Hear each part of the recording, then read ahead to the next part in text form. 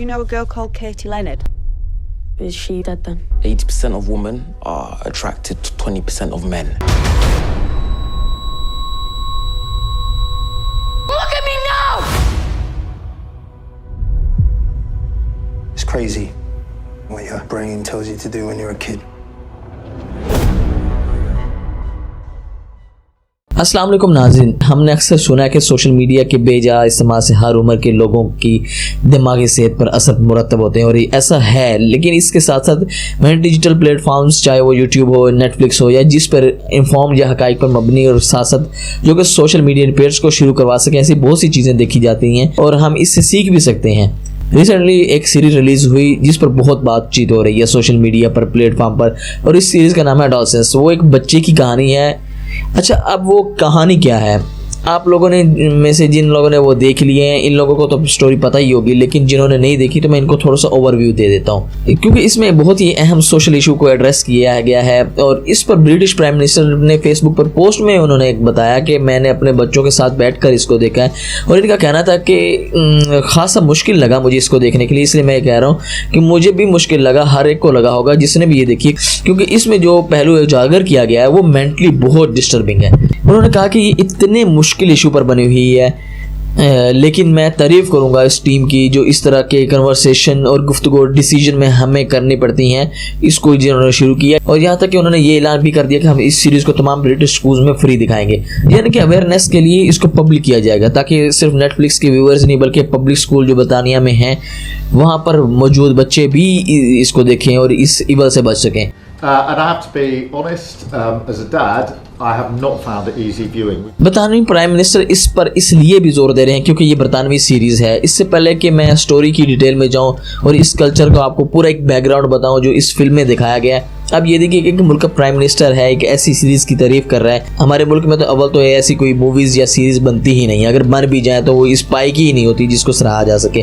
अगर ज़िंदगी तमाशा जैसी इस तरह की कोई सोशल इशू पर वीडियो या कोई मूवी वगैरह या बन जाए तो फिर इस पर बैन लगा दिया जाता है। इस तरह की जो फिल्में जो हमारे माशरे में होने वाले वायलेंस के हवाले से बात की जाती है, जिसमें हमारे और इनमें ये फ़र्क है कि वहाँ पर वो अपनी गलती मानते हैं, अभी तक इतनी ज़रूरत रखते हैं कि वो इसको रिफॉर्म करने की कोशिश करते हैं, अपने माशरे में इसको ठीक करने की कोशिश करते हैं। और हमारे यहाँ पर क्या होता है कि अगर सीज़न या सीरीज़ यहाँ पर बनी होती तो पहला बयान ये आता कि हमारे मुल्क के मनफी पहलू को उजागर कर रही है, इसलिए इसको लगना ही नहीं चाहिए। तो जनाब, सीरीज़ के बारे में थोड़ा सा मैं आपको बताता हूँ। इसमें टोटल 4 एपिसोड हमें देखने को मिलती है और ये पता चल रहा है कि ये बहुत ही इंपॉर्टेंट मसले के बारे में है।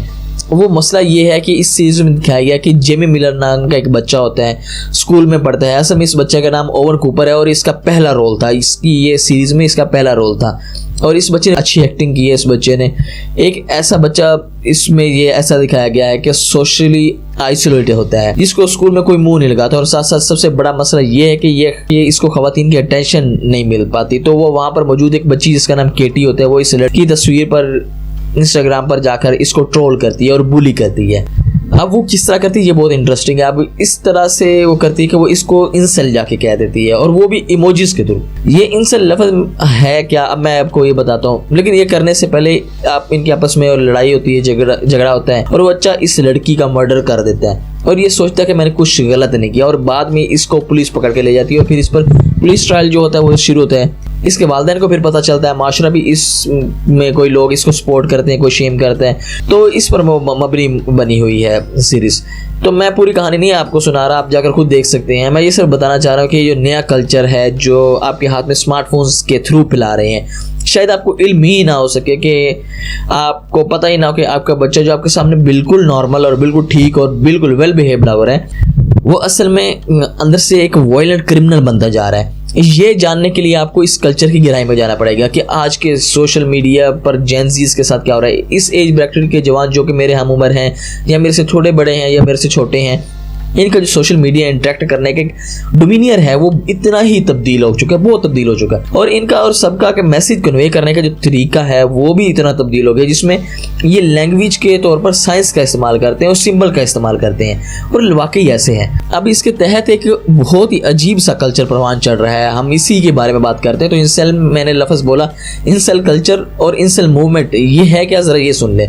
इसको कहते हैं इनवॉलंटरी सेलिब्रेट, यानी एक ऐसा शख्स, एक ऐसा मर्द जो कि फ्रस्ट्रेट हुआ बाय लैक ऑफ एक्सपीरियंस, यानी कि एक ऐसा मर्द जो चाहता है कि वो ख़वातीन से बात करे, इंटरेक्ट करे, इनके साथ ताल्लुकात कायम करे, लेकिन चूँकि इसको अटेंशन ही नहीं मिल पाती तो इसलिए वो इनको इंसेल कहा जाता है। इस तरह के मर्दों जो कि अपने आप को खुद आइडेंटिफाई करवाना शुरू कर देते हैं कि मैं इंसेल हूँ, यानी I want to be in contact with women, लेकिन इनको कोई अटेंशन नहीं देती, या फिर इनको एक स्लैंग के तौर पर सोशल मीडिया पर दिखाया जाता है, जो कि ख़वातीन के खिलाफ नफरत और जहर उगल रहे होते हैं। तो इंसेल मूवमेंट का आगाज़ सोशल मीडिया के 2015 या 2016 के बाद मुख्तलिफ प्लेटफॉर्म्स पर हमने देखा।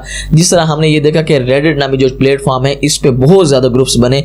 2017 में वहाँ पर सबसे बड़े ग्रुप्स आर इंसेल नामी ग्रुप को बैन भी कर दिया गया था, क्योंकि इस पर होता ये था कि इस पर तमाम मर्द इकट्ठे होते थे और डिसीजंस करते थे कि हमारा कसूर नहीं है, हमें अटेंशन नहीं दी जा रही, ये ख़वातीन का कसूर है, क्योंकि वो इतनी सिलेक्टिव हैं और इनकी सिलेक्शन की वजह से क्या होता है कि वो सिर्फ चंद मर्दों को अटेंशन देती हैं और हम सब फ्रस्ट्रेशन में बैठे रहते हैं। इस सीरीज़ के अंदर भी यही दिखाया गया है। वैसे भी एक इंसेल बिलीफ है जिसका नाम है 80-20 रूल।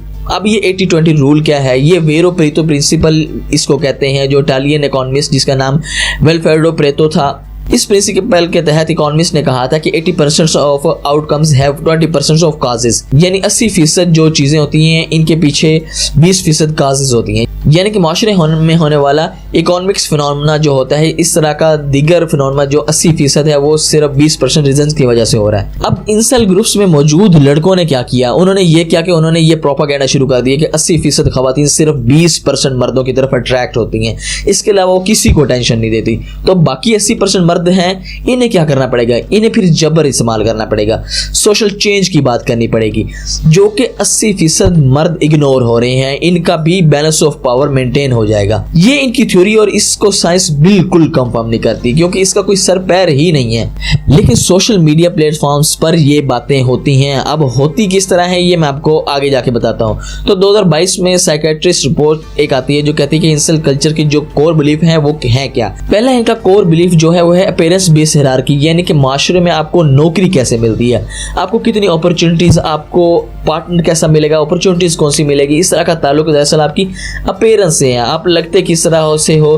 पहला इनका ये फ्लॉड बिलीफ ये रहता है। दूसरे नंबर पे वो कहते हैं कि looks matter of romantic relationship. ये समझते हैं कि जो तमाम रोमांटिक रिलेशनशिप्स हैं इनका ताल्लुक सिर्फ आपकी शक्ल से है और किसी चीज़ से नहीं है। फिर इनका अगला पॉइंट आता है, ये भी एक फ्लॉड पॉइंट है। फिर वो ये समझते हैं कि फीमेल हाइपरगेमी पे वो बहुत बिलीव करते हैं, यानी वो ये समझते हैं कि women are very selective when it's come to choosing man, के खवातीन बहुत ही ज़्यादा हाइपर स्क्रूटनाइज करती हैं मर्दों को और फिर चूज़ करती हैं, किसी को भी उठाकर बात करना नहीं शुरू कर देती। इनका अगला पॉइंट ये है कि फीमेल यूज देयर प्रिविलेज, और इनसे ये समझते हैं कि जो प्रिविलेज है खवातीन के पास, ये मर्द अपने ग्रुप्स में बातें करते हैं कि इस तरह की जितनी खवातीन जो हमें अटेंशन नहीं दे रही वो असल में अपनी ब्यूटी को, अपनी अपीयरेंस को अपने अपवर्ड सोशल मोबिलिटी के लिए इस्तेमाल करती हैं, इसलिए वो सिर्फ थोड़ी सी तादाद के मर्दों के पीछे जाएंगी जो बहुत ज़्यादा हैंडसम होंगे, बहुत पैसे वाले होंगे या जिनके पास अपॉर्चुनिटीज़ बहुत ज़्यादा होंगी।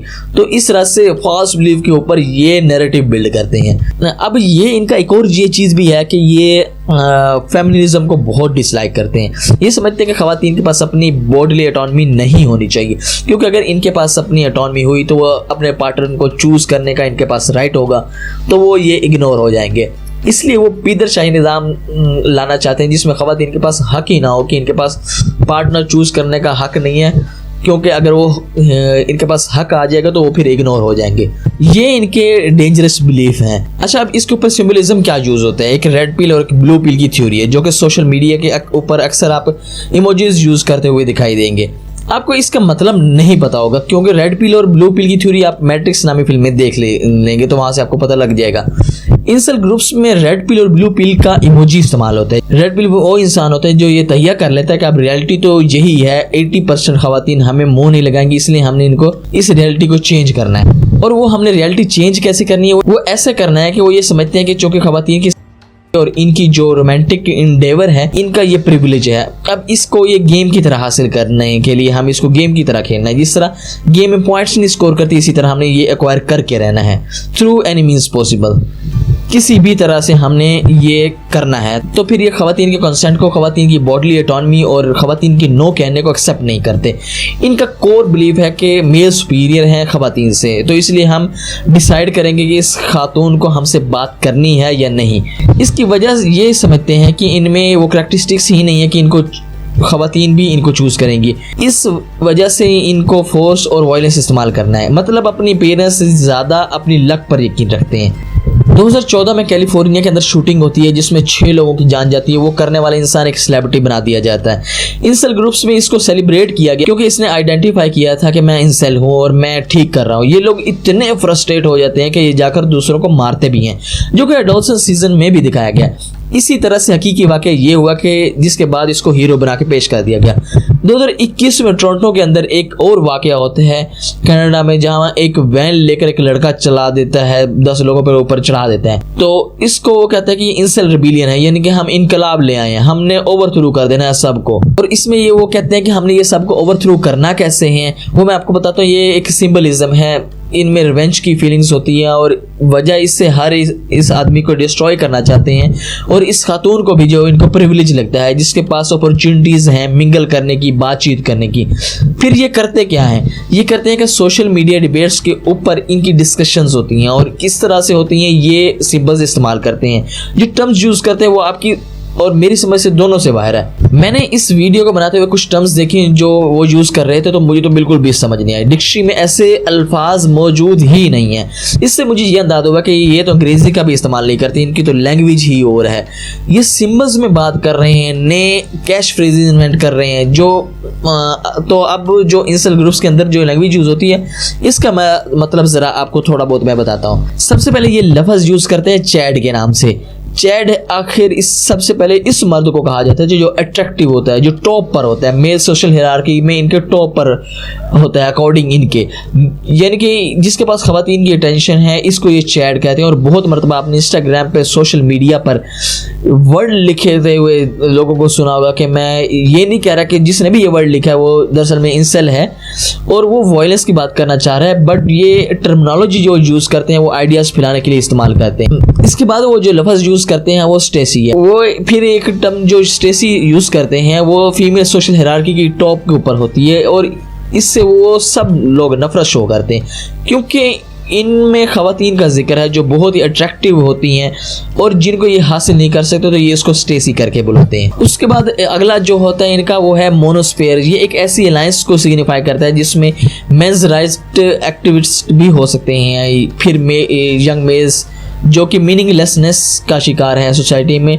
वो एक मोनोस्फेयर का हिस्सा बन जाता है। अगले पॉइंट में ये है कि ये लुक्स मैक्सिंग का लफ्ज़ यूज़ करते हैं। ये एक लुक्स मैक्सिंग एक टर्म है जिसका मतलब है कि सोशल रीज़न को अवॉइड करें और अपने ऊपर काम करें, अपने फ्लॉज को एलिमिनेट करें, अट्रैक्टिव बनने की कोशिश कैसे करनी है, इसके लिए फिर मसल बिल्डिंग्स और वो ये सब करेंगे, तो वो भी ये टर्म यूज़ करती है। फिर साथ साथ ये कि ये जिस तरह की टर्मिनोलॉजीज इस्तेमाल करते हैं इसमें आपको मीम्स भी दिखाई देंगे, जिसमें चैट मीम्स एक पूरी सीरीज होती है चैट मीम्स की। इसके अलावा बेकी का एक टर्म इस्तेमाल करते हैं, वो खवातीन को जो अनडिजायरेबल है, जो कन्वेंटली खूबसूरत नहीं है, वो उनके बारे में इस्तेमाल करते हैं। बहुत सारी मीम्स हैं जिसमें कहते हैं green flags are boring, red flags बनना चाहिए। तो ये ग्रेजुअली इस तरह के आइडियाज़ को नौजवानों के दिमागों में डालते हैं और बहुत से बच्चे इससे पहले कि वो बड़े हों, जिस तरह सीजन में दिखाया गया, बच्चा है किसी अर्ली स्टेज में है, स्कूल में अर्ली ग्रेड्स में, वो पहले ही अटेन कर लेता है कि अब तक चूंकि किसी लड़की ने मुझसे बात नहीं की, so I am the ugliest person of the earth. वो वाकई ही इस सीरीज में कहता है अपने आप को। Jamie, I asked whether you were attracted to women. Do you think women are attracted to you? Do you think girls are attracted to you? No, of course not. Why, of course not? Because I'm ugly. How does that make you feel? Aren't you supposed to say I'm not ugly? I'm interested in the fact that you think you're ugly, Jamie. So how do you feel about being ugly? You don't think you're pretty. You do think I'm ugly. Because I'm ugly. You think that's why she did it to you? Well, I'm the ugliest, I suppose, so... उसके बाद एक ये nagging की term इस्तेमाल कर, इसमें इनका ये कंसेप्ट होता है कि इनको आप इग्नोर या अंडरमाइन करो और इंसल्ट करो हर अट्रैक्टिव खातून को, तो इनके अंदर जो गुस्सा और कमजोरी होती है वो दिमागी होती है, इसको ये खवातीन के खिलाफ नफरत में ट्रांसफॉर्म करके इतने वायलेंट गुफ्तगू का शिकार कर देते हैं कि फिर ये खवातीन को कम्प्लीटली डिह्यूमनाइज करते हैं और ये कहते हैं कि इनको जिंदा ही नहीं रहना चाहिए, वायलेंस होता है। ये तो सारा कंसेप्ट तो इस तरह के इंसल ग्रुप्स बहुत दिखाई देते हैं सोशल मीडिया के ऊपर, सिर्फ वेस्ट में नहीं यहाँ पर भी दिखाई देंगे। और एक चीज़ आपने खुद नोटिस की होगी कि इस माशरे में, हिंदुस्तान में, पाकिस्तान के स्कूल्स के अंदर, कॉलेज के अंदर, यूनिवर्सिटीज़ के अंदर कुछ ऐसे मर्द होंगे जो बहुत ईजीली खवातीन को अट्रैक्ट कर लेते होंगे और साथ ही अटेंशन रिक्वायर कर लेते होंगे। और इसी क्लास में कुछ बच्चे भी ऐसे भी होते हैं जो बहुत ही ज़्यादा एक्सट्रीम व्यूज़ रखना शुरू कर देते हैं, इनके अंदर गिल्ट आना शुरू हो जाता है कि खवातीन हमारी तरफ क्यों नहीं अट्रैक्ट होती, और इसकी वजह से वो जिन बिलीव्स पर यकीन करना शुरू हो जाते हैं वो कल को जाके एक ऐसे फॉल्स जेंडर बिलीव्स की वजह से एक ऐसे ताल्लुकात कायम करने पर इनको मजबूर करता है जिसमें कोई वो किसी खातून की रिस्पेक्ट नहीं करते, कैट कॉल करते हैं और इनको हरेस करते हैं, क्योंकि इनके अंदर इसकी ये वजह नहीं होती कि इनका ये दिल कर रहा है, बल्कि डिप्राइव्ड एंड आउटलायर फील जो करते हैं, इनके पास अपॉर्चुनिटीज़ नहीं होती, इसी वजह से वो इनसे नफरत करते हैं, इनको गालियाँ निकालते हैं और ये समझते हैं कि हमारा कसूर तो है ही नहीं किसी चीज़ को लेकर, हम तो अपनी पर्सनैलिटी को डेवलप करते हैं या हम पोलाइट इंसान बनने की कोशिश करते हैं। अब इंसल ग्रुप्स के अंदर इमोजीज के जरिए बहुत ही खतरनाक गुफ्तगू होती है। ये जो आप इमोजी स्क्रीन पर देख रहे हैं ये सारी ड्रग्स के नशे से मुतालिक ही मौजूद हैं। अगर तमाम पेरेंट्स अवेयर नहीं होते, इन बच्चों को ये नहीं बताते कि तुम्हें अपने आप से नफरत करने की बिल्कुल ज़रूरत नहीं है, ये तमाम फॉल्स बिलीफ हैं। बच्चों को बचाने के लिए आपको इनकी लैंग्वेज, इनकी जिन टर्म्स में वो बात कर रहे हैं वो समझना पड़ेगी। सबसे पहले एक ये लफ्ज़ यूज़ करते हैं स्ले का, स्ले की टर्म जो यूज़ करते हैं इसके लिए एक्सीलेंट है, you are slaying, you doing wonderful job, इस तरह की लफ्ज़ यूज़ करते हैं। फिर उसके बाद ये लिट का लफ्ज़ यूज़ करते हैं, ये भी तकरीबन मतलब एक्स्ट्रा ऑर्डिनरी, अमेजिंग, एक्सीलेंट, कमाल कर दिया आपने, इस तरह के लफ्ज़ होते हैं। फिर उसके बाद ये बेट का टर्म यूज़ करते हैं, इसमें ओके की बजाय बेट लिख देते हैं। उसके बाद फ्लेक्स का टर्म बहुत ज़्यादा यूज़ करेंगे, इसका मतलब है फ्लॉन्ट करना, ठीक है। फिर ये लफ्ज़ यूज़ करते हैं सिम, सिम पे कि ये नई टर्म आ गई, इसका मतलब है कि someone who showing exclusive attention to their crush, यानी अगर कोई मेरे पीछे बहुत ज़्यादा अटेंशन लेकर आ रहा है, परसूट कर रहा है, तो मुझे वो सिम्प है, शी और ही इज़ माई सिम्प। इनका इन टर्म्स का किसी को पता नहीं है जिस कॉन्टेक्स्ट में ये लेते हैं ये। फिर ये लफ्ज़ एक यूज़ करते हैं वाइब, वाइब की टर्म जो यूज़ करते हैं, वाइब नहीं आ रही, वाइब नहीं आ रही, ये मैं नहीं ये कह रहा कि ये जो यूज़ करता है वो इंसल है, मगर ये इस तरह के अल्फाज यूज़ करते हैं। उसके बाद ये गोड का लफ्ज़ यूज़ करते हैं, ग्रेटेस्ट ऑफ ऑल टाइम। फिर एक ये लफ्ज़ यूज़ करते हैं स्टैंड, स्टैंड टर्म यूज़ करेंगे तो इसका मतलब है ऑब्सेस्ड फैन, मतलब किसी का बहुत दीवाना। फिर ये लफ्ज़ एक यूज़ करेंगे लॉकी, इसके बारे में आप देख लीजिएगा, कहीं भी आपको कन्वेंशनल टर्म या ग्रामेटिकली कोई सेंस नहीं दिखाई देती है इसकी वजह से। They are talking symbols, abbreviations. इसके अलावा 2020 की रिसर्च कहती है कि 25% नौजवान डिप्रेशन का शिकार हो जाते हैं और इसके बाद ये वायलेंस का रास्ता इख्तियार करते हैं क्योंकि इनको टेंशन नहीं दी जाती। 2022 की एक स्टडी थी जिसके मुताबिक 70% जो इनसे लड़के थे वो क्लिनिकल डायग्नोजेबल थे, यानी इनका इलाज होने वाला था मेंटल हेल्थ इशू का, लेकिन इन पर तवज्जो नहीं दी गई। 45% लोगों को स्वेयर एंजाइटी होती है, रिसर्च ये कोड करती है, क्योंकि ये एक मेल सुपीरियरिटी पर यकीन रखते हैं, इसलिए वो इस पर यकीन नहीं करते कि हम जाकर मेंटल हेल्थ वाले किसी क्लिनिक में जाकर अपना इलाज करवाएं या दिखाएं या किसी प्रोफेशनल से हम बात करेंगे। जितना मैंने कंक्लूड किया, जितना कुछ मैंने बताया, मैं ये सिर्फ वालिदैन से कहना चाहूँगा कि अपने बच्चों को कॉन्फिडेंस दीजिए, इनको रियल वर्ल्ड से इंगेज करना सिखाइए, इनसे दोस्ती करें, इनसे डिसीजंस करवाएं, इन पर अपना कॉन्फिडेंस बनाए रखें। अगर इस पेरेंटिंग को आपने बहुत जल्द चूज़ ना किया तो एक बहुत ही प्रोपोर्शन इस जनरेशन की डिप्रेशन में जा सकेगी और कुछ लोग इन इंसल ग्रुप्स के हत्थे भी चढ़ सकते हैं। अल्लाह हाफिज़।